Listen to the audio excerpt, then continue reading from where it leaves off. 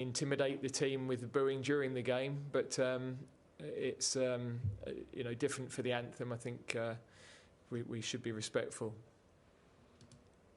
Sorry, Marco. Go again. You got a follow-up there? Yeah, no worries. Yeah, my other question, if I can, is for Harry Kane. Which are your feelings for the game against Chiellini and Bonucci, not the last defenders of the world? Thank you. Yeah, no, of course. They're two amazing defenders. They've had great experience over their careers in big matches. Obviously, I've been fortunate enough to play against them before, and as a striker, I want to be playing against the best centre-backs in the world, and those two are definitely up there. But of course, this game is not just about me and the two centre-backs. The game is about England versus Italy, and we feel like we've got a great belief in the team. We've got a great strength in the squad. There's a lot of things that can happen in a final, and we need to make sure that we're on the right side of it. Thank you, Marco. Next we go to Arilis Uldsada from VG Norway. Gareth, please, regarding the much talked about football's coming home chant and phrase, because it seems to me like it's being misinterpreted outside of England as some kind of English arrogance, and when you go out of a tournament, it's being used as a joke against you. So I'm just wondering, as you followed this chant for I guess since '96, how do you interpret it, and what is the real meaning of it? Well, I didn't want to listen to it for 15 years because it was too painful for me. So it's you have to know the English to understand our humour, and our humour is probably quite unique, but it's certainly not arrogant. The lyrics are making fun of ourselves, really, and the things that have gone wrong. So it has always appeared now at the tournaments. We've got a couple of replacements that have seemed to have come in now in terms of songs as well, which is nice to keep moving things forward. But it's great. The atmosphere in the ground has been great. Wembley, the new Wembley is, when we started 3-4 years ago, we had people throwing paper aeroplanes. They weren't behind the team. There was an apathy towards the team. Now the energy in the stadium is fantastic, and that's so important for the players. They need to feel that. They need that warmth, that support, and it has definitely helped inspire us during this tournament. Thanks, Arilis. Next we'll go to Kerry Brown, beIN Sports. A question to you first, Gareth.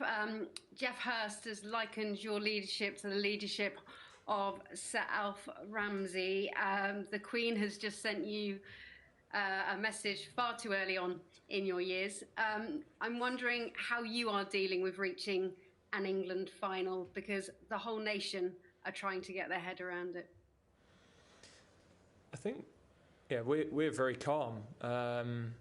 We've got a lot of belief in this group of players, and Harry and myself were just talking earlier that we've grown into the tournament. We knew there were different phases of this tournament, and our first objective was to qualify from the group, and we stayed calm after the Scotland game when, they're the moments where there is criticism and you can adopt a siege mentality and change your approach with people outside, and we were determined not to do that. We were quite consistent in the way we carried ourselves and went about our work.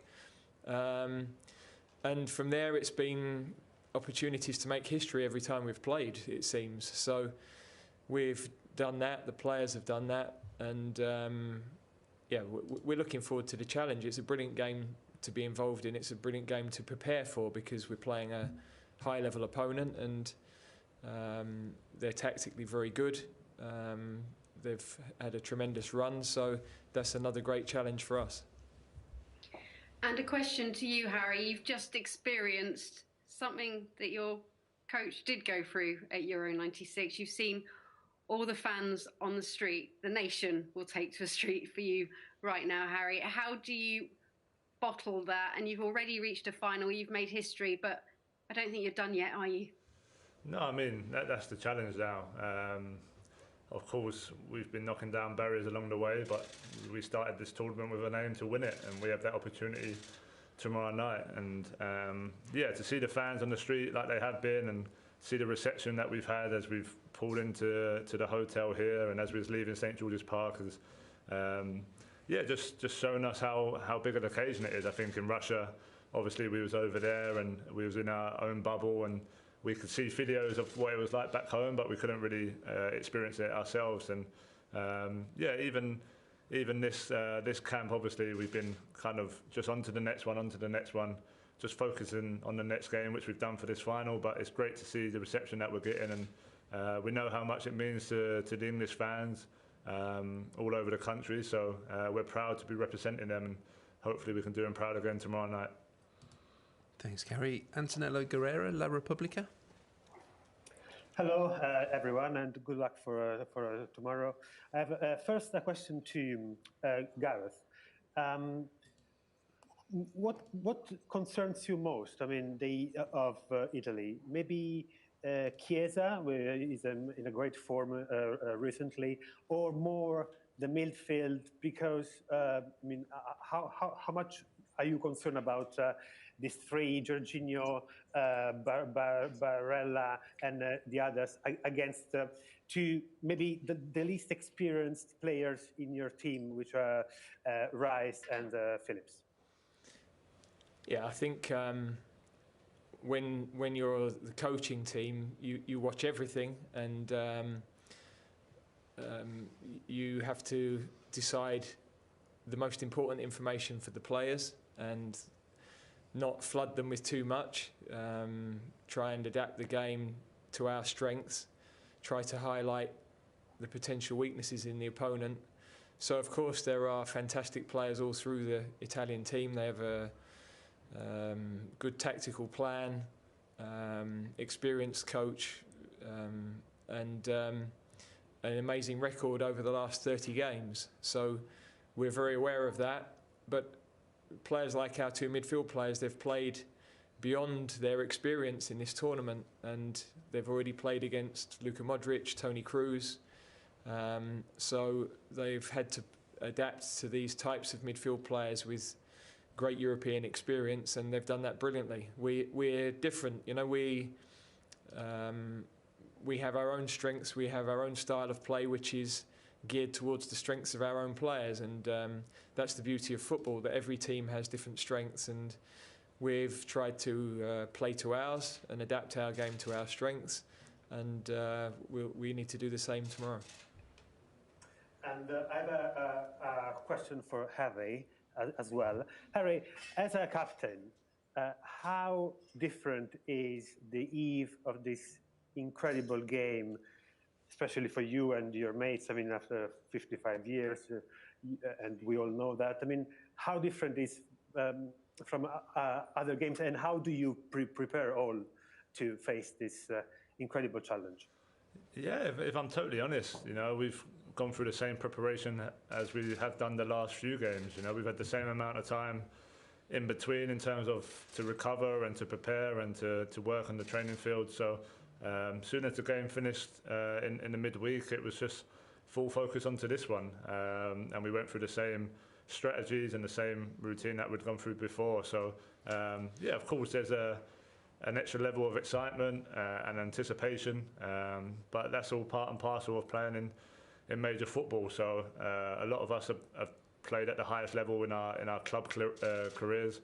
A few of us obviously had the opportunity in the World Cup a few years ago. So yeah, it's just about staying calm, staying as relaxed as you can, and just look forward to being out there and enjoying the moment as much as you can. Okay, next to Marcello Courage, TV Globo. Hi there, first one for Harry. In the past, Harry, Connection issue there. We'll jump to James Ollie at ESPN. Hello, you got me? Yes, we have, yeah. Can you hear me? We can, yeah. Yeah. One for Harry, if I can. You said earlier in the tournament, Harry, that you were trying to sort of peak in the latter stages, sort of contrasting that to Russia. Can I just ask how you've actually gone about that? Have you done something differently behind the scenes to sort of try and peak in those latter stages? Yeah, I mean, obviously, don't get me wrong, I'd have loved to have scored 3 or 4 goals in the group stage and got off to a fantastic start and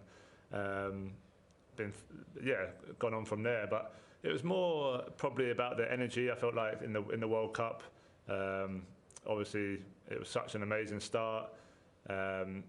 Starting with Tunisia, scoring last minute, a lot of energy after that game was used in terms of the emotion and everything like that. And then Panama, the same. We had an amazing game. I scored a hat-trick, and again, there's a lot of talk, a lot of mental energy. So Colombia was the same, and not just physically. I felt like mentally maybe just lost a little bit towards the latter stages. So going into this one with a bit more experience, it's just about not getting too carried away, whether I score or don't score.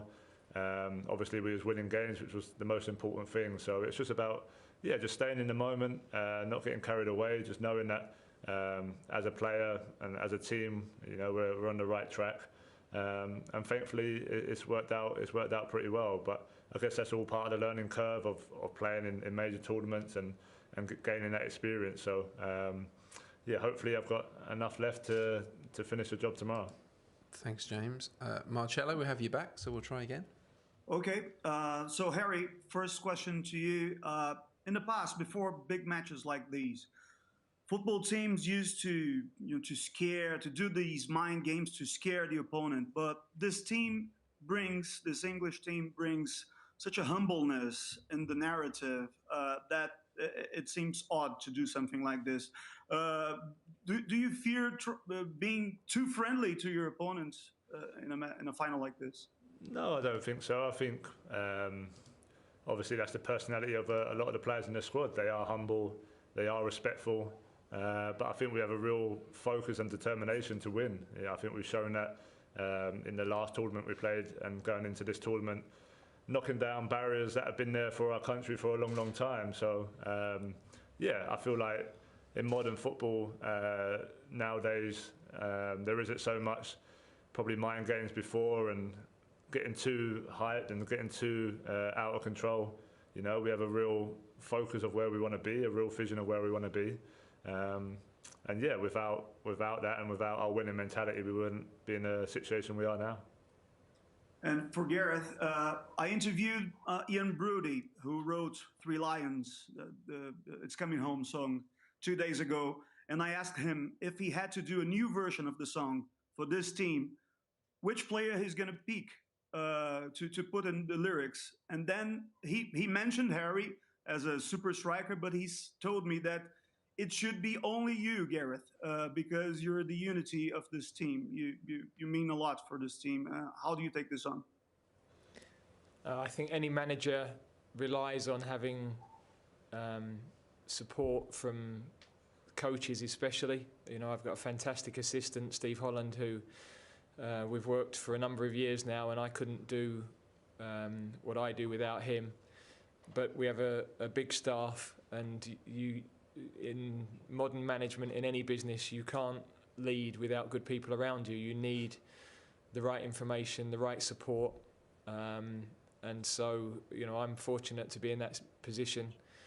Also, we have some very good players, and we should never underestimate the fact that whatever we might do, the game's about players, and we've got some very good ones who are highly motivated, who've worked brilliantly together, some high-profile players who've really accepted perhaps not getting as much football as they might have wanted, but they've all committed to the team, and they've committed to the group, and I think our country have realised that. They've seen what that's been about, and they deserve to be in the position they are now with this opportunity.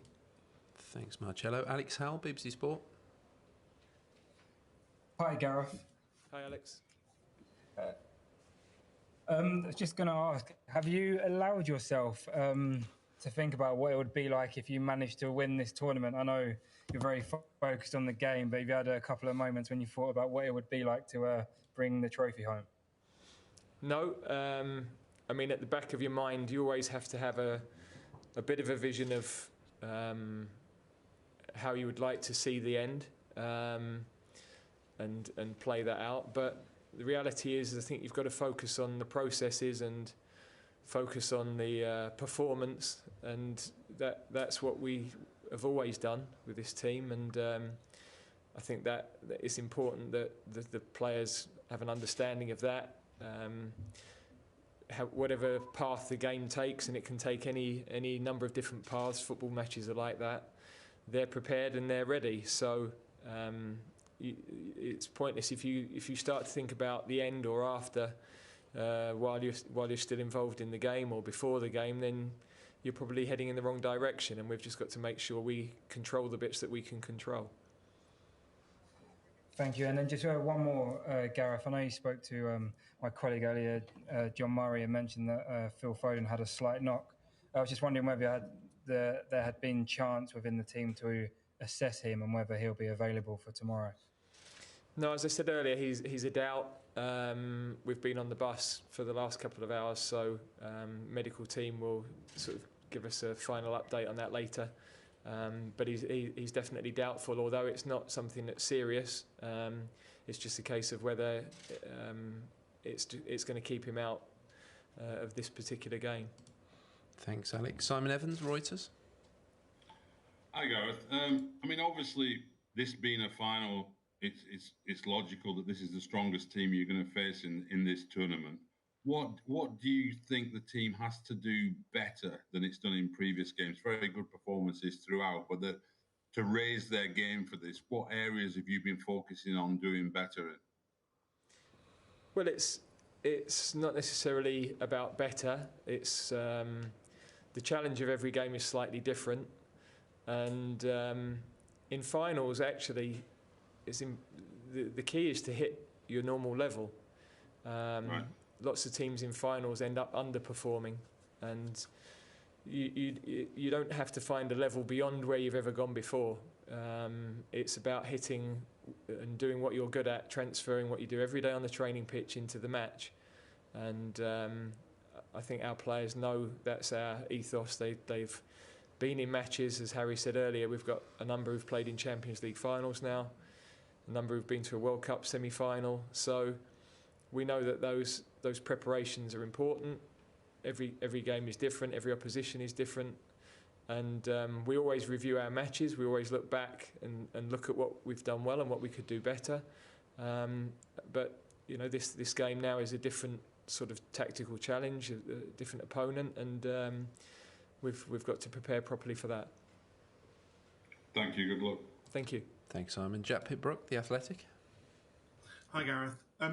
The team started pretty aggressively in the Croatia, Czech Republic, Ukraine, Denmark games, but started pretty nervously in the Germany game. How do you see the start of the game going tomorrow, and how much of a factor do you think that will be? I think it's always difficult to